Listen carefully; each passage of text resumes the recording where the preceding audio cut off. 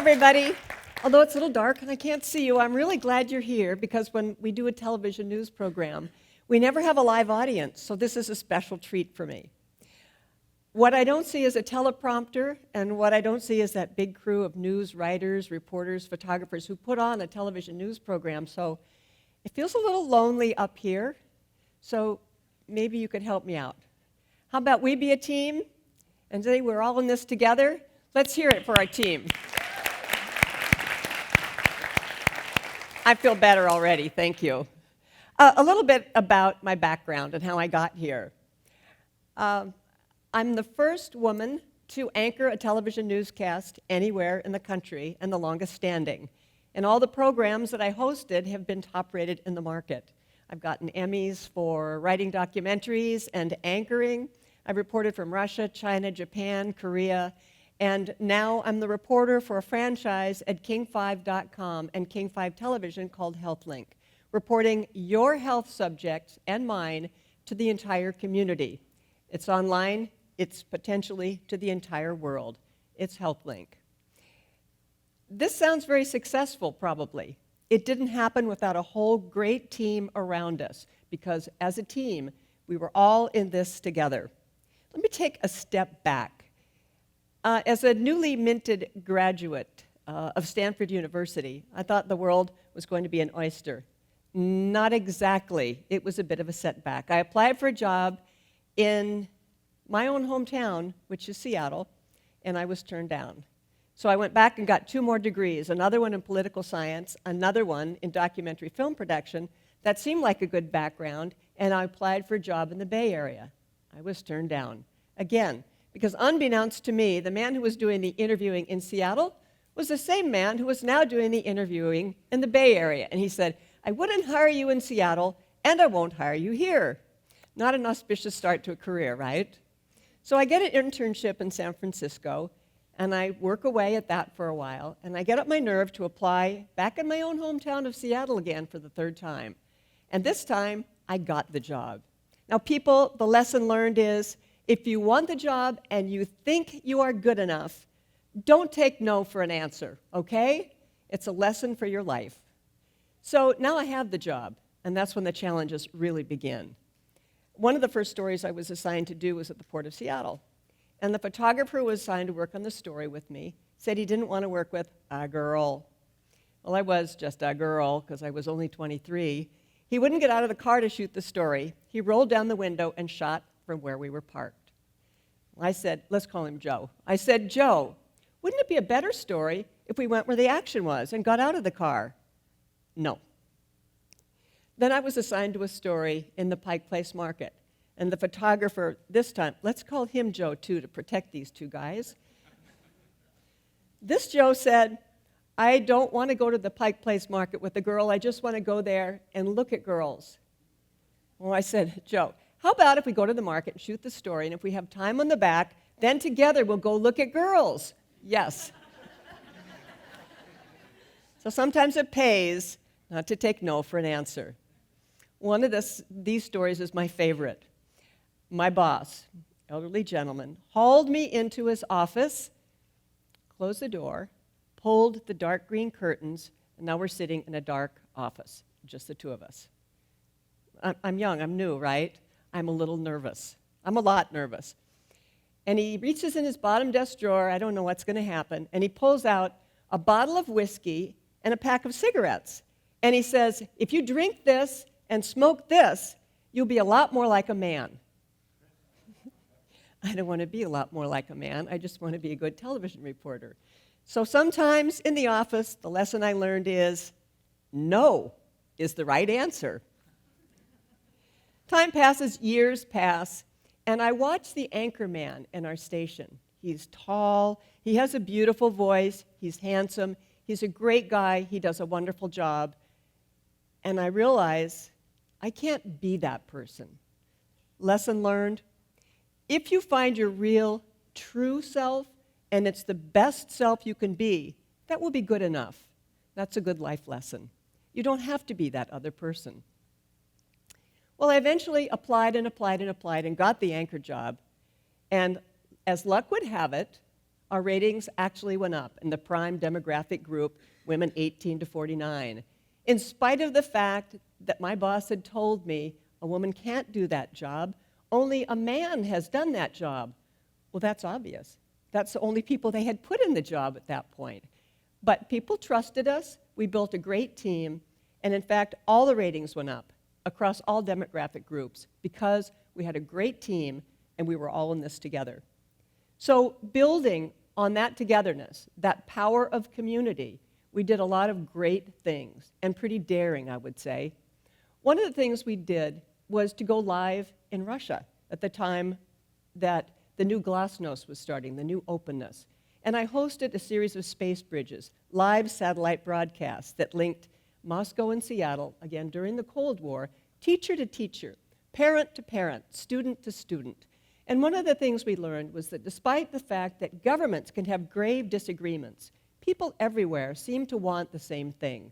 They want peace, and they want security, and they want a better life for their children. Another one of the projects we did involved going to China. I was the first local television reporter in China after the normalization of U.S.-China relations, and they were going to sign a shipping contract. Say that fast a couple of times. Turns out the vessel that was closest when the contract was signed was a small cargo vessel with 12 passengers aboard, elderly and adventuresome. When the contract was signed, this ship came into the harbor, and these 12 passengers had the experience of their lifetime.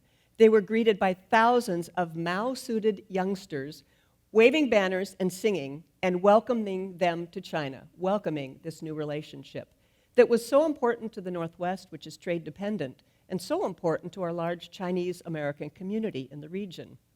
This was a great success, and we built on that with other reports from Russia, again during the Cold War, when tensions were especially high in the Northwest. A military place, an industrial place, aeronautics place, eyes were on the Northwest. And we hoped that we made people feel a little safer and a little bit more knowledgeable. We also partnered with community organizations, one of which was Northwest Harvest. And we put on what we called Home Team Harvest. And by using the resources of television and online, we raised 4.6 million meals. Over the course of 10 years, we raised 10 million meals for our community. And we just learned that we won the National Service to America Award for this and other projects like it at King Television. This is something the people of this generous community can be justly proud of, because it was this community that won that award. Well, in the time I've been involved in television, it has shifted massively. As you well know, you not only receive us on television, but you receive us online, on your mobile device. We broadcast now across all platforms, and we have to produce content for all those platforms. Television, our websites, blogs. We partner with our competitors, newspapers, radio stations. Broadcast times are 24/7. As you well know, you can tune in TV and get a newscast just about any time. And there are hundreds and hundreds of channels, all of which we compete with. So television news has to do something different, something daring, something perhaps more detailed, or something documentary in length. What hasn't changed is our need to make sure you can trust your sources, not just fast and accurate, but authoritative and factual. Trust is the biggest factor. We can't just cover a cat going up a tree or a fire engine going down the road. We have to reward you for your time and your eyeballs. We have to reward you, the viewer and the reader. As television news has changed, so has my focus. I have shifted from being an anchor by my own option to being the reporter on a franchise called HealthLink. HealthLink, which is on television and online, reports your stories and shares them potentially with the world. I think my interest in health started a long time ago when my dear old dad was in his 50s, and he had a heart attack, and he had 3 kids in college. So you can imagine the stress on him and on the family at that time. Well, Dad survived the heart attack, and he survived a number of other heart attacks and heart events, and he survived a number of bouts with cancer. I think because we built a powerful community around him of people who cared about him and cared about health, doctors and nurses, PTs, friends and family. And my brother, sister, and I formed what we called the board of directors for Dad, and we would go to the doctor meetings with him. Now, my brother's a lawyer, my sister is a teacher, and I'm a reporter, so can you imagine what the doctors thought when we all walked in together? But my dear Dad was actually skiing in downhill races when he was in his late 80s. In his early 90s, he was simply going downhill. But Dad lived a long and happy life until his mid-90s, and I credit not just his genes and his will to live, but the power of community around him. The focus on HealthLink has produced a number of really great projects. In addition to what we report on the air, we put on health fairs. At one of these health fairs, a woman came up to me who was a lady barber, and she was concerned about her husband losing energy and being asleep all the time. So at the health fair, we put him in touch with a doctor who checked his carotid arteries and sent him immediately to the medics. Weeks later, this lady barber came back to me and she said, you know, I think that health fair saved his life. He, in fact, had had a number of strokes he didn't know about and was about to have a heart attack. We also partnered with the American Heart Association and put on a series of luncheons. One of these luncheons, a woman named Bridget came up to me and said she felt kind of nauseated, she had a pain in her neck and her arm, and I said, are you still concerned even though your doctor says you have the flu? And she was, and I said, you should get a second opinion, which she did. And Bridget came back to us later and she said, you know, I think that second opinion changed my life. She had now gotten a rebuilt heart. We also partnered with Seattle Children's Hospital and Research Institute, at which time I met a young woman named Kat Tiscornia, 14 years old, suffering a rare form of bone cancer called Ewing sarcoma. Required she have 5 inches of her hip and her leg removed, and her body then became shaped like this. She had 3 surgeries, 9 months of chemo. Some of it was so strong, it put her in the hospital for 2 to 5 days. But all the while she's recovering, she starts a fund drive in person and online. And this tower of power has raised $410,000 for pediatric cancer research. That's what the power of community can do. We also read with great interest the story of Stephen Keating, a geek by his own admission who collected his own medical records. And for some reason he thought he was having a brain tumor. So he asked his doctor for an MRI. It said he had a malignant brain tumor, which has now been removed. And Stephen Keating is recovering.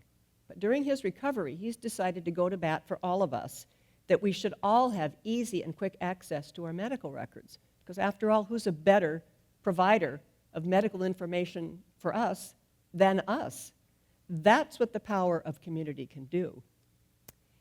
It's an honor and a privilege to be able to bring stories like this to the community and to do it on a regular basis.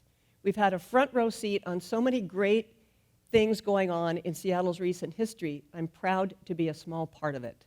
We got to watch the Space Needle go up. We got to watch the football stadium fall down. They actually imploded it, if you recall, and blew cement dust all over the city. It was very cool. The anchorman I work with, Dennis Bound, says that's one of the coolest things we've ever done.